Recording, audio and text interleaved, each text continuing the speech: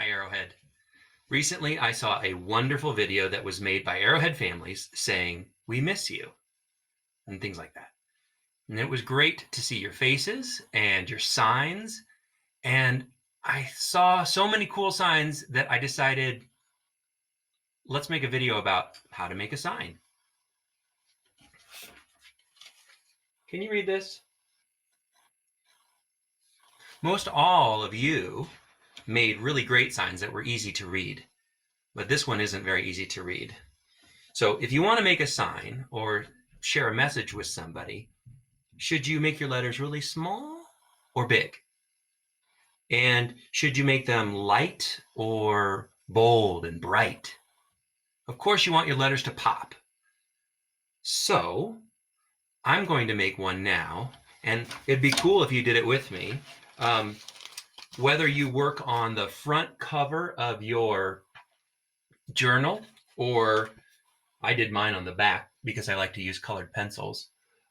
You can do that, or you can make a sign for somebody else. Make a fun little sign for your room or for your name. Whatever you want to do, we're going to work on making a sign, and we're going to start with a pencil. The sign that you probably had a hard time reading said thanks. I wrote it lightly in pencil, and so now I'm going to go over it with a colored pencil.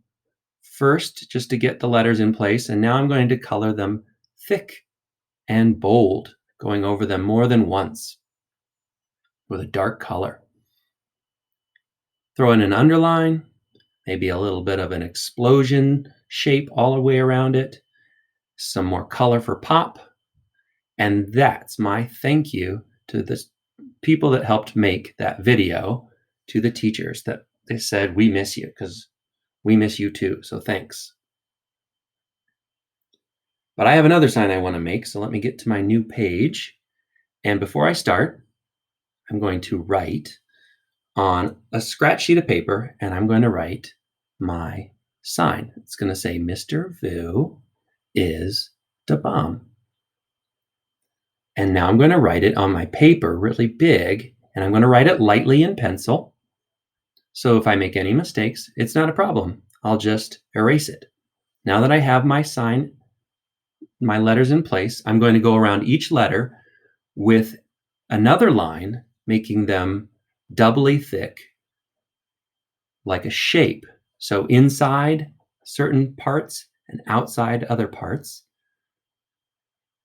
to make every letter like a bold shape. Once I've got it the way I want it, I might do some erasing if I made any mistakes. Now I'm going to draw a bomb shape with a little fuse on top that's lit. Once I have my shapes in place and my letters in place, it's time to do some outlining. So I'm going to go around to every letter and do the same thing to every letter. I'm going to use a black colored pencil and trace around every line that I want to keep. As I do that, I'm paying attention to little mistakes I might have made and make little adjustments as I need to, making thicker lines or thinner lines wherever I need them. And once I have all those letters traced, I can start adding color. I'm first coloring in my big bomb shape in the corner. And I'm careful to color inside the letters and around the letters without scribbling over the top of the letters. I don't want to lose that word.